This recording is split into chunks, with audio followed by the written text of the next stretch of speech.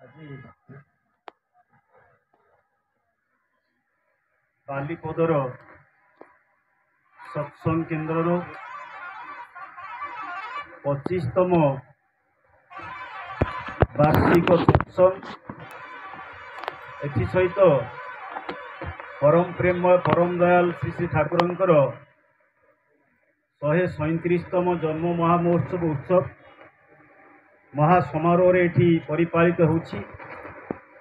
ଏହି ଦିବ୍ୟ ସତ୍ସଙ୍ଗର ପୂଜ୍ୟ ପୁରୋଧା ଶ୍ରୀଯୁକ୍ତ ମୋର ପରମ ସମ୍ମାନନୀୟ ବଢ଼େଇ ଦାଦା ଏବଂ ଏଠାରେ ଉପସ୍ଥିତ ଥିବା ସମସ୍ତ ସମ୍ମାନନୀୟ ସହପ୍ରତୀକ ବୃନ୍ଦ, ଅଧୈର୍ଯ୍ୟ ଯାଜକ କର୍ମୀ ବୃନ୍ଦ, ବରଣ୍ୟ ଗୁରୁ ଭାଇମାନେ, ବରଣ୍ୟ ମା ମାନେ, ସାଧୁ ସଜ୍ଜନ ମଣ୍ଡଳୀ, ସ୍ନେହର ପିଲାମାନେ, ସର୍ବୋପରି ଏ ପରିବେଶର ପ୍ରତି ପ୍ରତ୍ୟେକଙ୍କୁ ମୁଁ ମୋର ହୃଦୟର ଆନ୍ତରିକ ରାମ ପ୍ରୀତି ଜୟଗୁରୁ ଏବଂ ମୋର ଯଥାମାନ୍ୟ ପ୍ରଣାମ ନିବେଦନ କରୁଛି।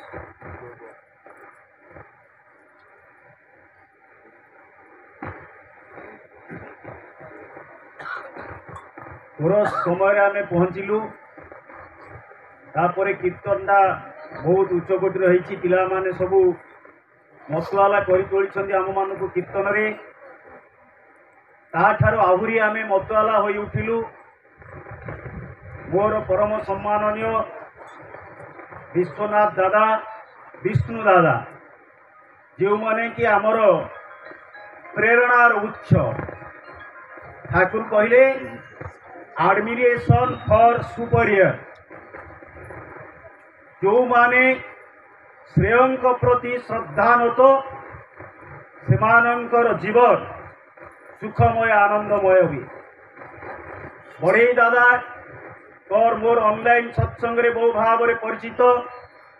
ଆମେ ଗୋଟେ ଇଦ୍ ସତ୍ସଙ୍ଗ ପୁରୀ ଜିଲ୍ଲାର ଆୟୋଜନ କରୁଥିଲି। ଦାଦା ସେ ସମୟରେ ସେଥିରେ ସୁନ୍ଦର ଭାବରେ ତାଙ୍କର ବକ୍ତବ୍ୟ ରଖିଛନ୍ତି।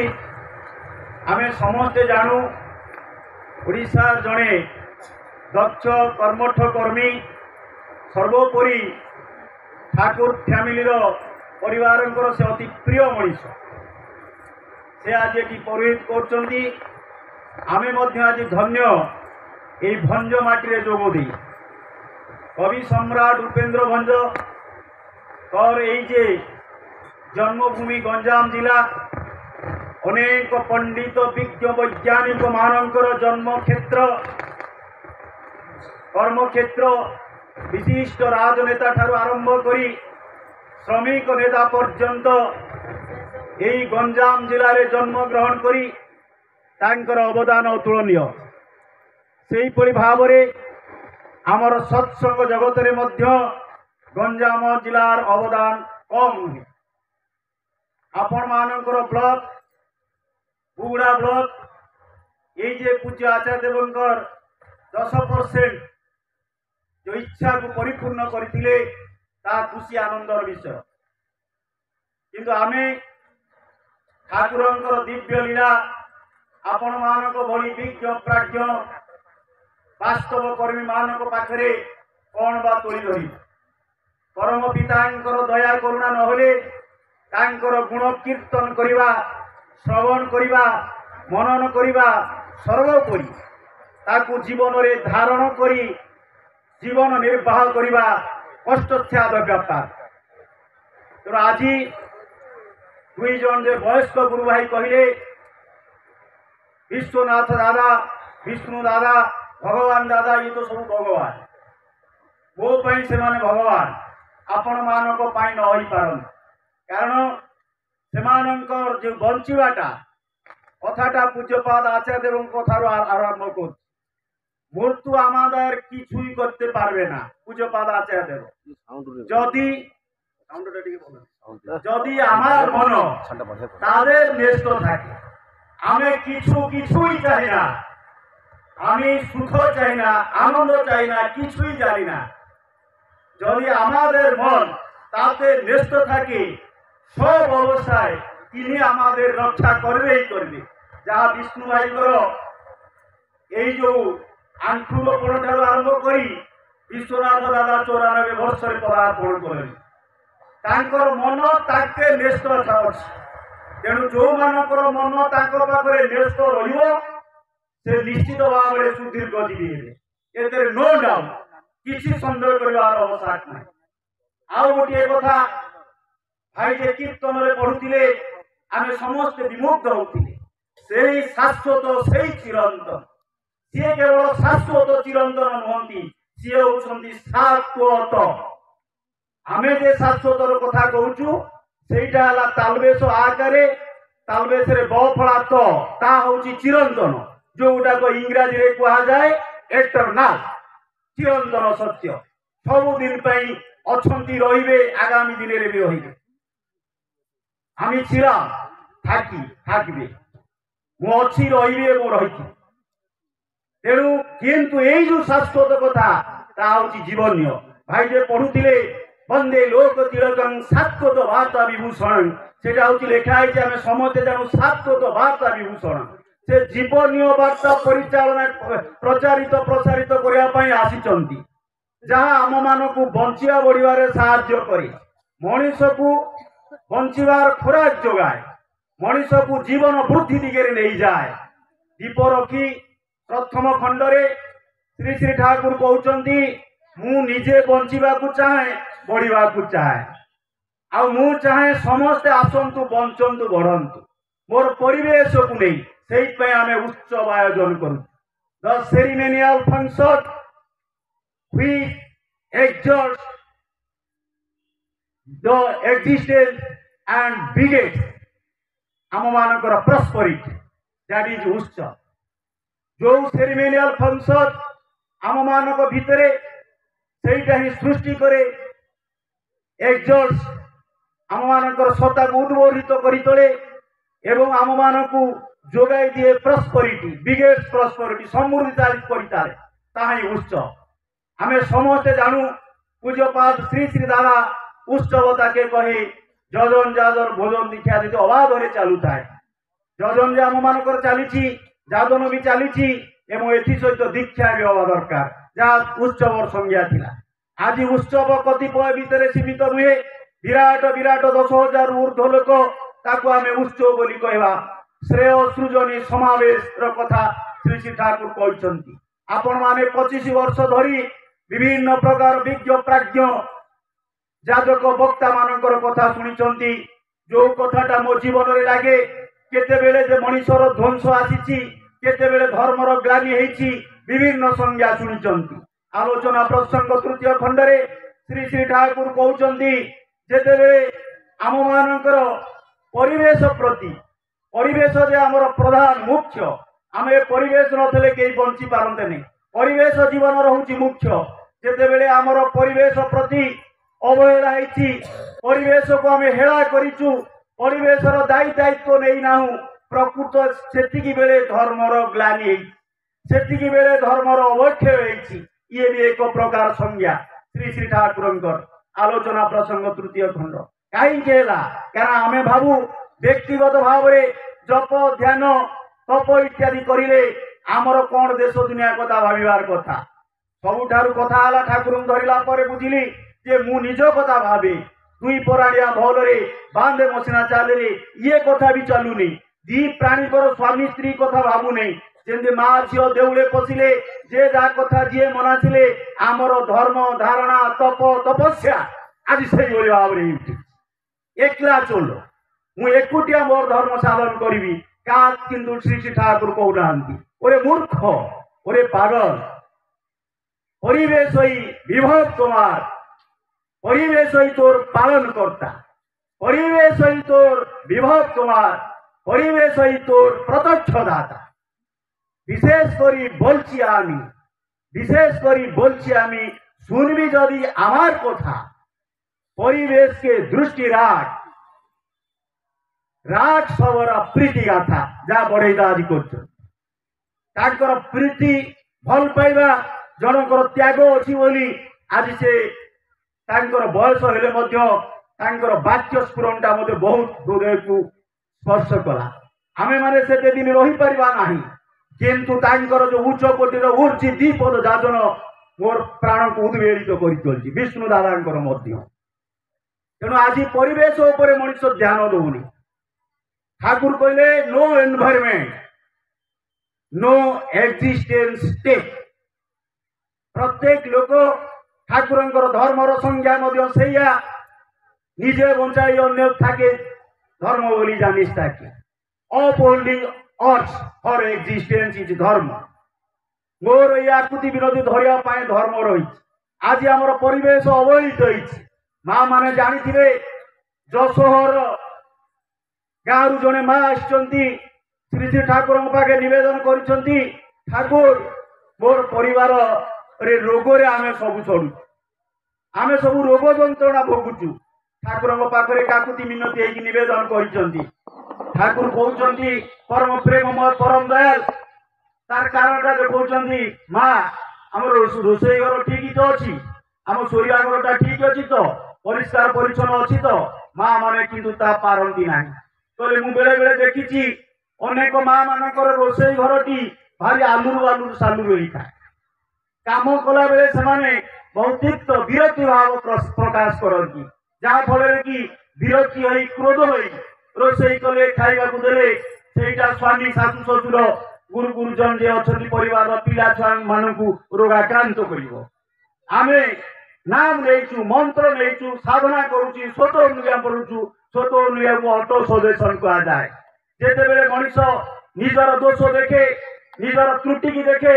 से मनीष बड़ हुए किंतु आमे बड़ हबार गोटाए बाट देखीचु आज अमुक दादार दोष देखिलु काली समक भाईर दोष देखिलु दोष दोष देखिकी आमे सबू दोष मुंडे गोटाए बड़ कल्प्रिट बड़ा बड़ दोषी हो किंतु वास्तव भाव में से माने दोषी नुहं भात खाइले आपण आंगुठी किसी भात तले गड़ी पड़ो अईटा संकुड़ी ये भात न खाइब तार अईटा संकुड़ी कुआड़ आसो जो मैंने केन्द्र मंदिर में कम करती जो मैंने दीक्षा करती जो मैंने सत्संग कम रहती निश्चित भाव में विलंबर थाईपे मु 7:30 घर बाहरी कि सत्संग समय पहुंची पारि मो साथी 2 जन पिला आसी सुंदर भजन कीर्तन कोरस करि हारमोनियम खोल भी जानते कि दुर्भाग्य आम सुजोग पाइलुनु बहुत बाटू से मुझे तो भुवनेश्वर रोची आम डेलांग ब्लॉक लोक आम से गुड़े बाटू आसती कि कथा सुजोग पाइले कि आम दोषी ये आम आगु बाहर निज दोष निज मुंडेलु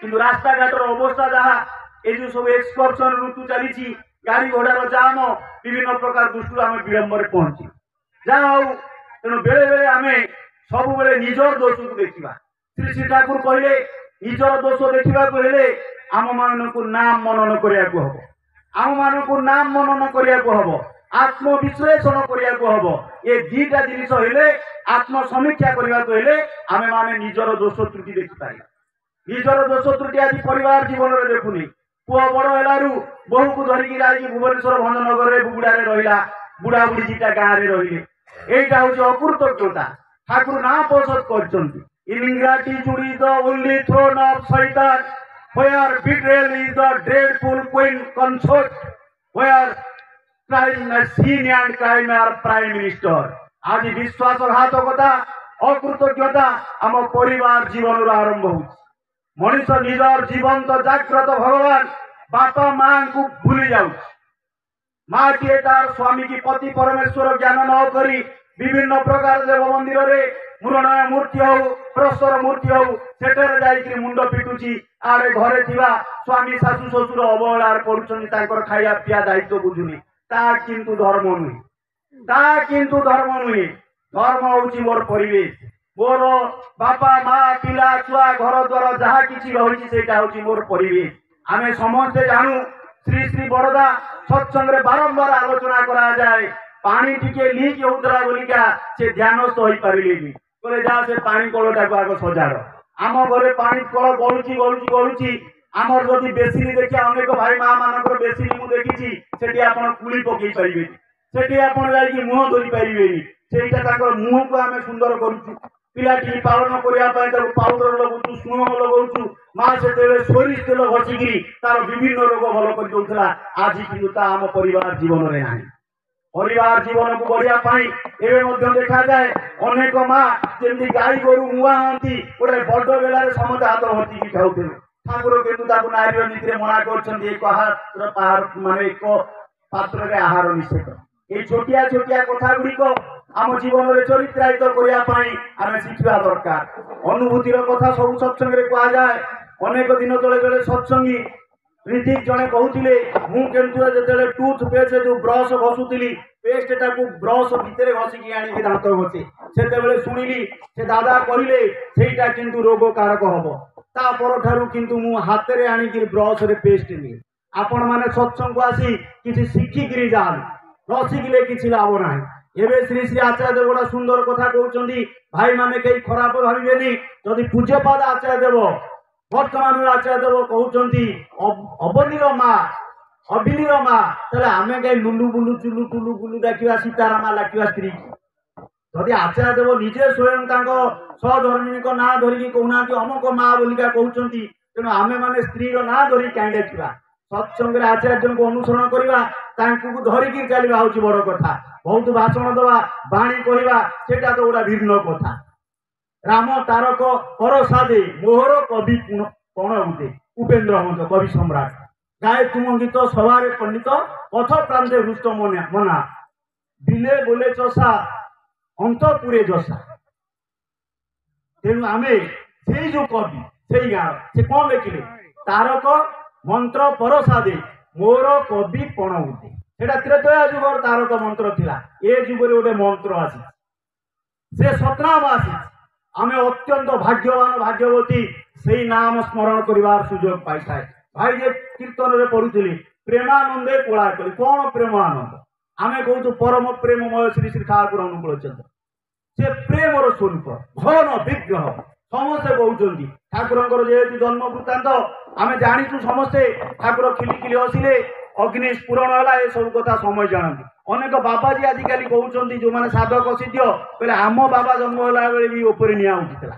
आम बाबा जिते जन्म हेले मुंडे भी साप चिड़ा होता किसी फरक ना से कथा कहीपर कि प्रेमर स्वरूप ठाकुर 34 दिन भाववाणी रे कहते प्रलय पयोधि जले ध्रुतवान शिवेदन विहित वहित्र चरित मखेदन केशव ध्रुत मीन शरीर जय जगदीश हरे जय जगदीश हरे 34 दिन भाववाणी पुण्यपति बईटा देखिए घरे सेओ आमी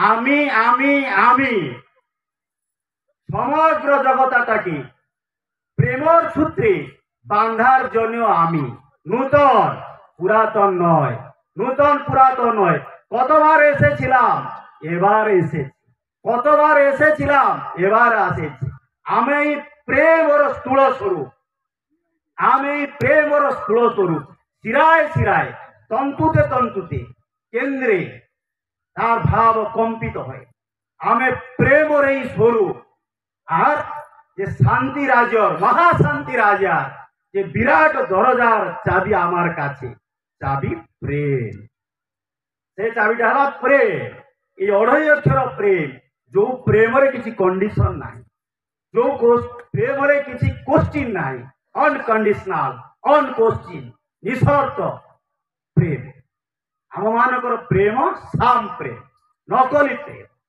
the love without activities was below that is the sam love सेटा लव नहीं जोड़ा आजिकल बजार हाट सब चली से लव नहीं ठाकुर कहले concentrate with the urge of love. Love is life. Love is faith. Love is Lord. Love is a lead. Love is the incarnation of God. Volume number 3.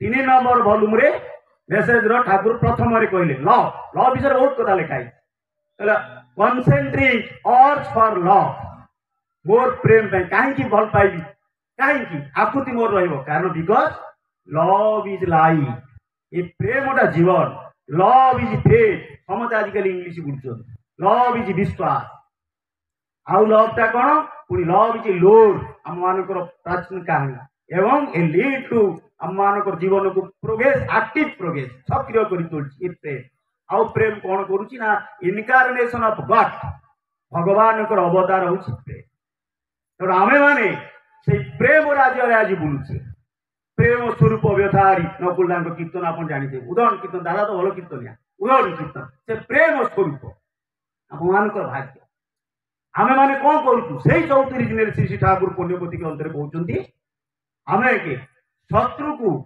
बेसी भालबास मित्र को कम भालबास कारण समुद्र रे जल थे जल बाहर करदे जल ही खाद्य एवं लवण ही खाद्य तेणु आमे कौन करूँ शत्रु को बेसी खराब भाव मित्र को भल पाऊ कि सत्संग राज्य ना ठाकुर राज्य ना ठाकुर जी बेसी निंदा कला बेसी भल पाती जी बेसी निंदा कला बेसी भल पाती आपणार पाती टीट not for track rather treat it compassionately Thakur जेसा को तेसा चले ना हनुमान को भली लंका को जाकि ध्वंस करदेवा निजर बारंबार अनुरोध करने परी विभिन्न प्रकार जो जुगे चलूला से जुगे ये मंत्र ठाकुर देना जी निंदा कला सही सहजा अन्याय को प्रतिरोध कर ना सहवा को चेष्टा कर परम मंगल अधिकारी किंतु आज अनेक लोक सत्संग को आसी पारना दीक्षा नवा को विमुख कारण तार गोटे कथा है ज्ञानाभिमान ज्ञानर जे अंतराय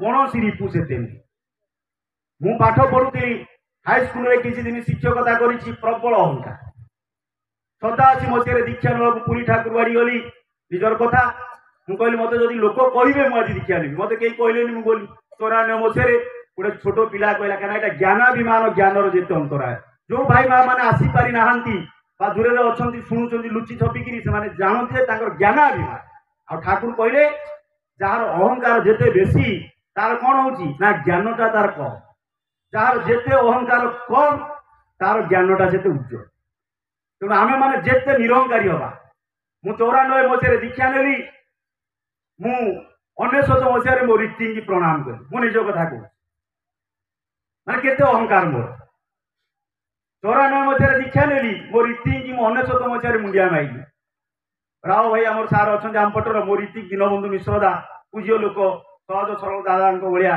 भल मनीषटीए चलीगले मुझे 99 मसीह आज क्या घर गले आम जाइलु आम विघ्नेश दादा घर पुटी बहुत भद्र आसला बेले पूरा प्रणाम कला सत्संग परिवार सब जगह यहाँ मिले ना सब जगह सटना शिखेना माँ मैंने आम दीक्षा देला देखा पड़ू स्वामी की प्रणाम कर सब करूँ प्रणाम करूँ कारण से मधुआटा ठाकुर किंतु कहते मधुआ को भल पाओ निशाग्रस्त लोक को भल पाओ क्या घृणा करना घृणा कर नो हेट घृणा ना समस्त को भल पाइबा तरु तृण समस्त को भल पाइबा ठाकुर राज्यर कथा आम तो भूली जाऊ केमी लोक को जाजन कर भाया जड़े माँ बसुँच आसुँच ठाकुर पाखे प्रणाम कले दूर में रही जेहेतु महिला शाढ़ी पिंधि आगू आसुना ठाकुर कहले माँ ये जो सालटा केमी सफा करी महिला सफा कर दू हाँ सफा करी ना केमी गरम पानी में सफा करी ना ना से गरम पानी में सफा कले सालटा लोचा गोचा हो ठंडा पानी में सफा करी पुणी पचारे ये जो शाढ़ीटा पिंधिचु साले ना ठंडा पानी में सफा करू ना ना ठाकुर जब ठंडा पानी में सफा करी से मली छाड़बनी ठाकुर कहले बुझिले तो कथाटा बुझेली कहले सेमती कौटी गरम पानी दरकार कौटी ठंडा पानी दरकार तेणु आम जातनटा से भाया हवा दरकार कौटी गरम पानी कौटी ठंडा पानी जब सेमती न पारा किसी लाभ हेनी आम मैंने किसी नुहे ईश्वर आसी आम भाव आमरी भाया साधा सुंदर लोक के आम वकिलाती करूँ विभिन्न आम वृत्ति अलग धंदा भी अलग जो सब लोग भावुथे आम नुहे आम भाया बड़ बड़ लोक सब जा वृंदावन बाबू ये जो कीर्तन करते पिला बहुत खुशी लगेगा जे कीर्तन करते ठाकुर वृंदावन बाबू उद्देश्य नवम दिन में श्री श्री कहते और वृंदावन बाबू जो आट वन इनटू द कीर्तन पार्टी एंड वन चिंता कर कौन हम your life will be prolong 12 years मन रखिदान जो भाई मैंने कीर्तन करना लाज कर आज कीर्तन आपड़ कले सत्संग कम कले 12 वर्ष आपंकर आयुष बढ़ी दादा आप 12 years बढ़ीगला आयुष बुझे नो डाउट 12 वर्ष बढ़ घरे थे कीर्तन करूँ खाली ये आसी गुण गुण हम सी गाइले आम नाचिया हुड़हुड़ी पकड़ा जीव आमर किए बांध देटा कि नहीं सत्संग बोले उदाहरण हाथ टेक नाचा कीर्तन करवा जो सुजोग ना ମୁଁ ଭୁବନେଶ୍ୱରରେ ବେଳେ ବେଳେ କୀର୍ତ୍ତନ କରେ, ମୁଁ କିନ୍ତୁ କୀର୍ତ୍ତନୀ ଆଣିନି। ଆରେ ଲାଜ କ'ଣ? ଠାକୁରଙ୍କୁ ଲାଜ ଭୟ କ୍ରୋଧ ଏସବୁ ତ୍ୟାଗ କରିବାକୁ ପଡ଼ିବ। ଆମର ଠାକୁର ସୁଖରେ ରଖିବାକୁ ଚାହିଁଛନ୍ତି। ଆମର 6/1/82 ମଙ୍ଗଳବାର ପୁଷ ମାସ ଥିଲା, କିନ୍ତୁ ଏଇ ଜାନୁଆରୀ ମାସ ଚାଲିଛି। ଆଉ ଠାକୁର ନିଜେ କହୁଛନ୍ତି, ଆପଣମାନେ ଯେତେବେଳେ ସବୁ ଚାଲି ଯାଆନ୍ତି ମୋତେ ବହୁତ ଦୁଃଖ ହୁଏ, କଷ୍ଟ ହୁଏ, ଯନ୍ତ୍ରଣା ହୁଏ। ଆପଣମାନେ ସତ୍ସଙ୍ଗ କେନ୍ଦ୍ର କରୁଛନ୍ତି, ନିଜ ଘରେ ଯାଇକି ଶୋଇଲେ। ଠାକୁର ଏଠି ଏକା ରହିବେ। ଠାକୁରଙ୍କୁ ଏକାକି ରଖିବା ଅନୁଚିତ। ଠାକୁରଙ୍କୁ ଏକାକି ରଖିବା ଅନୁଚିତ। ସମୟ ମିଳିଲେ ଏଠିକି ଆସିବେ, ଫାଙ୍କା ମିଳିଲେ ଆସିବେ। ଠାକୁର କହୁଛନ୍ତି ମୁଁ ମୋ ଭିତରେ ଯେମିତି ଅଛି ଭାବେ ଆପଣମାନଙ୍କ ଭିତରେ ବି ସେମିତି ଅଛି ବୋଲି ଭାବେ। ଫରକ ଭାବିପାରେ ନାହିଁ। ମୁଁ ଉଦ୍ବିଗ୍ନ ହୁଏ। କ'ଣ ପାଇଁ? 3ଟା ଜିନିଷ। ଆପଣମାନେ ସୁସ୍ଥରେ ରହନ୍ତୁ, ସୁଖରେ ରହନ୍ତୁ, ଉନ୍ନତି ପରାୟଣ ହୁଅନ୍ତୁ। ଏଇ କଥା ଚିନ୍ତା କରି କରି ମୋର ସମୟ ଚାଲିଯାଏ। ମୁଁ ଆଉ ପରକାଳ କଥା ଚିନ୍ତା କରିପାରେ ନାହିଁ। କୁମାରଖାଲିର ମା ଜଣେ ଥିଲେ, କହିଲେ ଆପଣ ତ ସବୁ କିଛି, ଆପଣ ପୁଣି ପରକାଳ କଥା କ'ଣ ଚିନ୍ତା କରୁଛନ୍ତି? ତୁମେ ତ ସବୁ କାଳର ଦେବତା, ପୁଣି ପରକାଳ କଥା କ'ଣ ଚିନ୍ତା କରୁଛନ୍ତି? ସେତେବେଳେ କହୁଛନ୍ତି ନା ନା, ସେ କଥା ନୁହେଁ। ମୁଁ ଚାହେଁ ଯେତେବେଳେ ଫାଙ୍କ ମିଳୁଛି ଠାକୁରଙ୍କ କାମ କର, କିନ୍ତୁ ପରିବେଶକୁ ବାଦ ନୁହେଁ। ମୁଁ ଯୋଉ ପରିବେଶ କଥା କହୁଥିଲି ଆପଣମାନେ ଶୁଣିଥିବେ।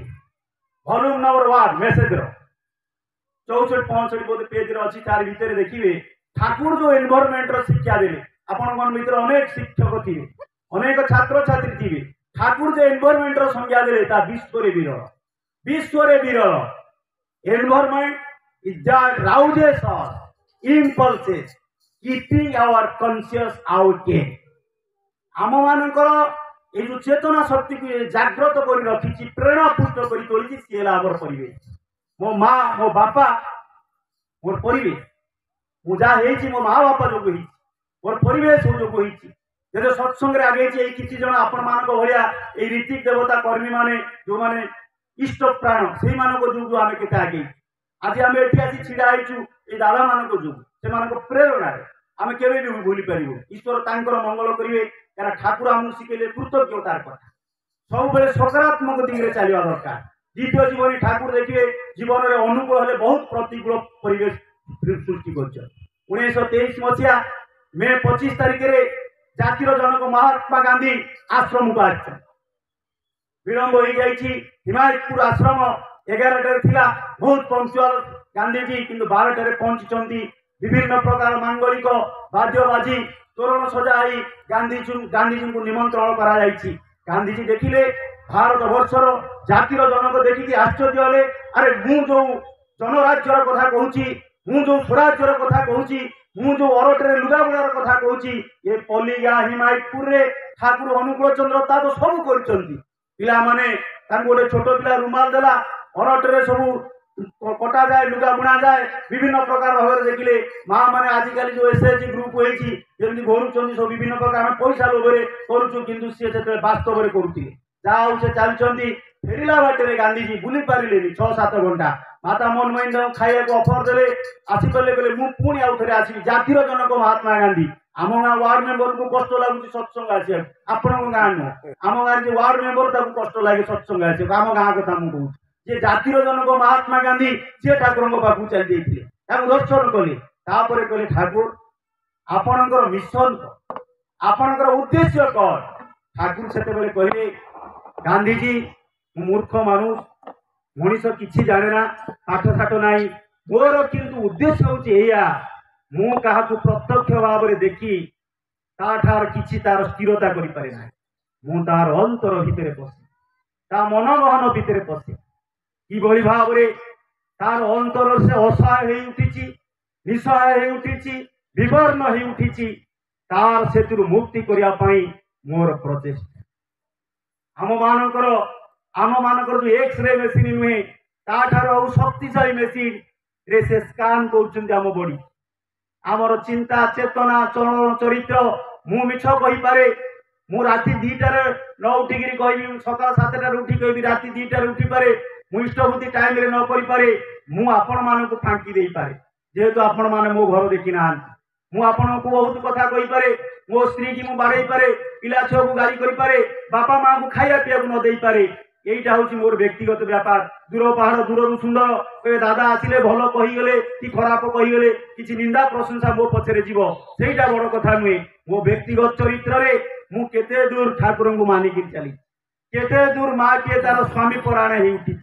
ତାର ପିତା ମାତାଙ୍କୁ ପାଳନ କରିବା ପାଇଁ ସେ ଯୋଉ ରୋଗର କାରଣ, ମଣିଷର ବିରକ୍ତି ଭାବ ହିଁ ପିଲାମାନଙ୍କର ରୋଗର କାରଣ ହୁଏ।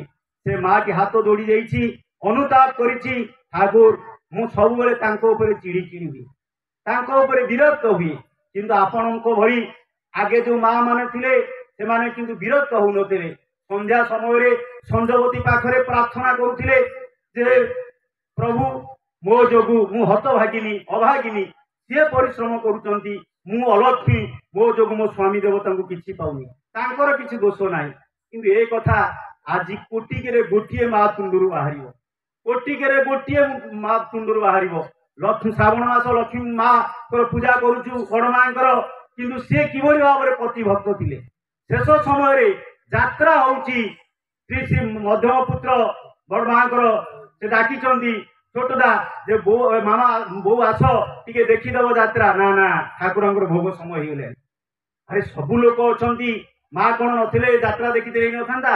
ନା ସେ ସୁଖ ନେଇନାହାନ୍ତି।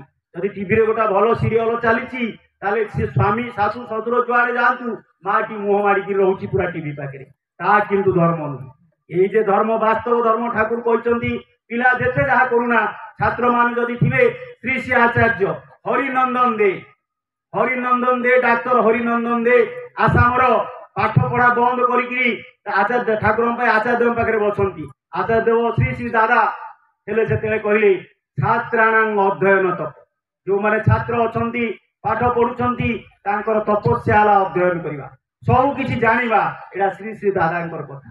ଆମେ ମାନେ ଆଜି ଏ ଯେ ପୂଜ୍ୟ ଅବିନ୍ଦାଙ୍କର କଥା କହୁଛୁ ଯେ ପିଲାମାନେ ଆସିଥିବେ, ଆଜି ବାପା ମାଙ୍କ ପାଖରେ ଡିମାଣ୍ଡ କରୁଛୁ। ଦାଦା ମାନେ ଜାଣିଥିବେ ଅବିନ୍ଦାଙ୍କୁ ଗୋଟେ ଦାମିକିଆ ଚପଲ ଚଚାଗଲା, କହିଲେ ଚପଲ ତ ଗୋଡ ତଳେ ରହିବ, ଏତେ ଦାମ କଣ ଦରକାର? ସହଜ ସରଳ କଥା। ଠାକୁରଙ୍କୁ ଧରିଲେ ଏଠି ପୁରାଣ ଶାସ୍ତ୍ର ଜ୍ଞାନ ଗାରିମାର କିଛି ଆବଶ୍ୟକତା ନାହିଁ।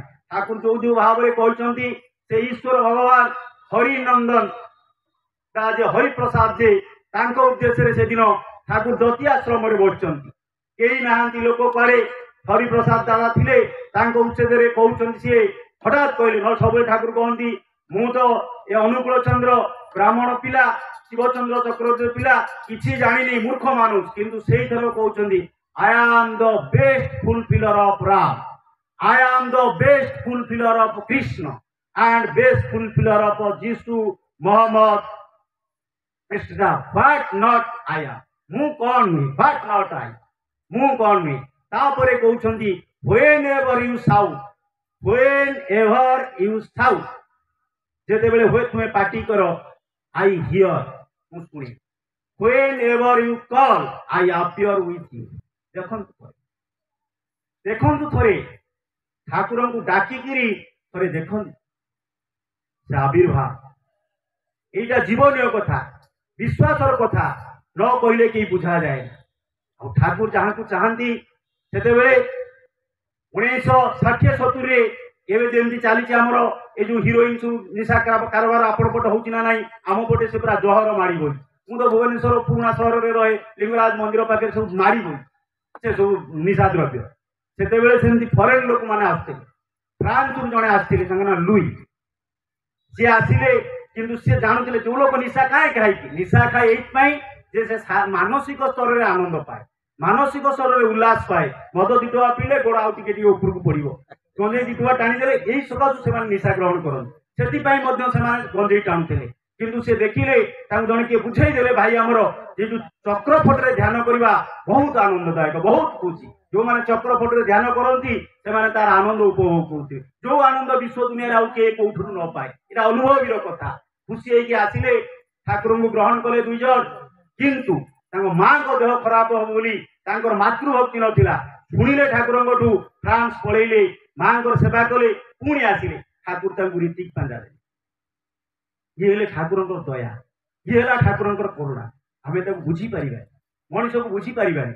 ଜଣେ ଓଡ଼ିଆ କବି ପୁରେ ଫିଙ୍ଗି ତବ ପ୍ରମତ କଳହ, ହେ ମୋର ମାନବ ଭାଇ ମାନବ ରେ ଦିଅ ମାନବ ବ୍ୟବହାର ଆଉ କିଛି ଲୋଡ଼ା ନାହିଁ ଦଳ ଯାକୁ ନିଜ ହେୟ ଭାବି କିଏ ମାନବ ନୁହେଁ ଏକ ନାରାୟଣ ସକଳ ଅର୍ଥରେ ଏକା ଭଳି ପୂଜା ଚାହେଁ ମାନବର ପୂଜା ଦେବତାର ପୂଜା ଆରେ ମାନବର ପୂଜା ଦେବତାର ପୂଜା ସବୁଦିନ କେତେ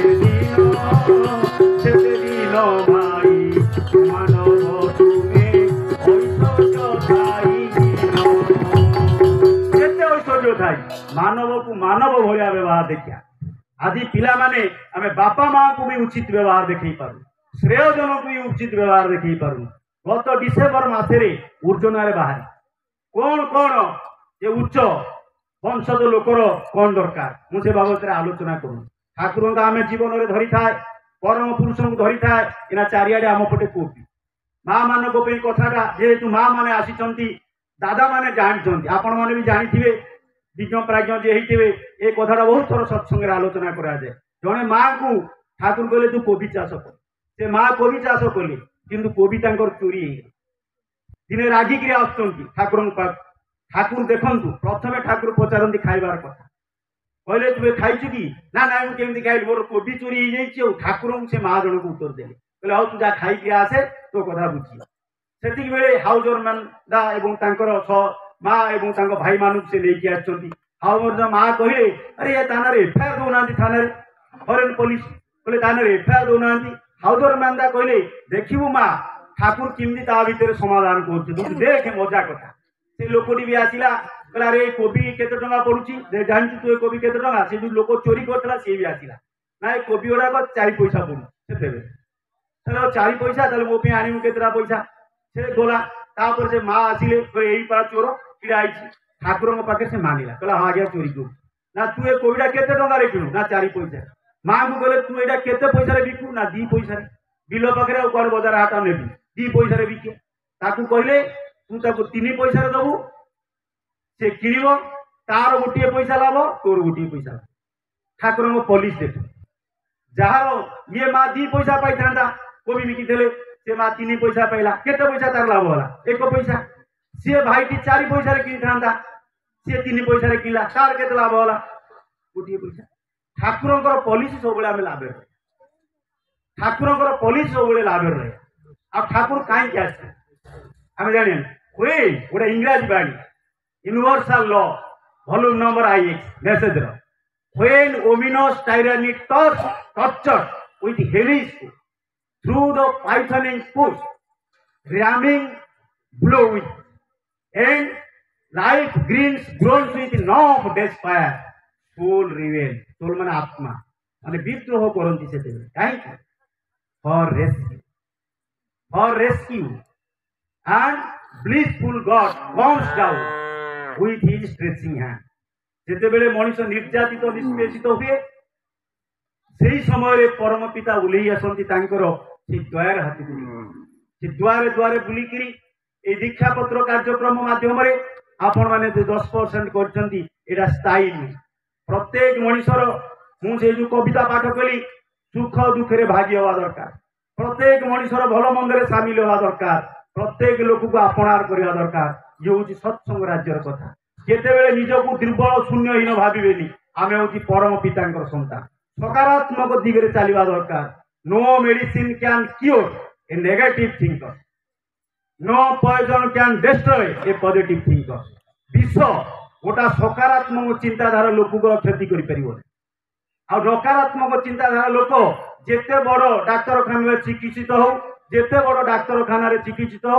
तार हार्ट फेल हम से मरीज जहाँकि बहुत लोग ये कोरोना समय मरछे से ठाकुर कहले आम मान दुर्बलता विरुद्ध युद्ध करने साहसी होगाक हम वीर होगाक हम तार दुर्बलता कौन कहले ना पर मृत्यु देखी पर दुर्दशा देखी पर व्यथा देखी निजर मृत्यु दुर्दशा व्यथा कांदी आकुल हवा छाउली पड़ा ये सब ये सब हूँ दुर्बलता तेणु कहार कौन है एवं बहुत लोग कल जड़े दीक्षा नौते कहले आम सांग जड़े हार्ट आटाक मरला तार कौन हार्ट आटाक थो सी मरीगला किए छाप कामुड़े मरीगला आम घर से चिंता कर आम पॉजिटिव वे जा रिवर नेवर गोज रिवर्स नई के तार विपरीत जगह जाने लिव लाइक ए रिवर आमको नई भाया बचा पड़ो forget bitter past focus on present जहाँ ततस्य सूचना ना किमती सुख शांति आनंद रहा ठाकुर को धरवा दुई प्रार्थना करवा थालकुड़ी पत्र खाइबा माँ मैंने आपण मैंने निजे थालकुड़ी पत्र खाइबे पिला खुआइबे राशि कोरा खुआइबे गुआ घी खुआइबे सत्संग किसी बार्ता नहीं जातु न टीवी कहीदे कथा शुणिकी अधिक लोक दिओली सत्संग बजाऊँ आम भुवनेश्वर कि आम कहले दीक्षा लोक बाजी करूँ थालकुड़ी पत्र खाइबे नियमित सभासन करेंगे गुरु गुरुजन को प्रणाम करेंगे दिओला प्रार्थना करेंगे जहाँ घरे दिओला शंख बाजे ठाकुर कोल आम थाए एवं प्रति विश्वास निर्भरता आत्मत्याग या तीनोटी वीरत्वर लक्षण ये भंजमाटी वीरमाटी आपण मानकर आत्मत्याग अच्छी विश्वास अच्छी निर्भरता अच्छी आपण मैंने साहसी आपण मैंने प्रेमी आपण मैंने आम ठार अधिक भाव में भक्त प्रवण तेणु जाऊ परम पिता दया करुणारू मुझे सत्संग जोग देछि आपण मानकर सहयोग स्नेह सानिध्य पाइछु यही दृष्टि पुणी थे आपण मानकर सार्विक इष्टिभूत सुदीर्घ निरामय जीवन प्रार्थना कर रही समस्त मोर जय गुरु जथा मान।